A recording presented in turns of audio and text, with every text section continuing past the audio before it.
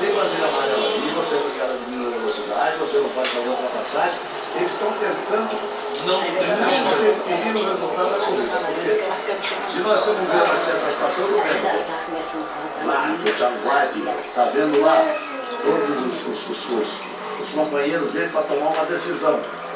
Agora os fiscais já tiveram a informação. Se não vai entrar o safety car, alguns fiscais já teriam que lá para apertar o botão N que tem em cima, que é um ponto morto que livra qualquer impedimento de coisa eletrônica, e aí é empurrar, tem que ser para trás. Tem que apertar aí, ó.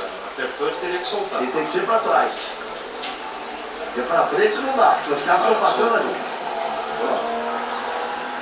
Bom, agora, evidentemente não quiseram interferir no resultado da corrida. Eu já vi aqui mesmo em Hockenheim, depois de uma largada envolvendo 8 carros, os comissários mandaram fiscais lá na pista fazendo sinal para os pilotos passarem por fora.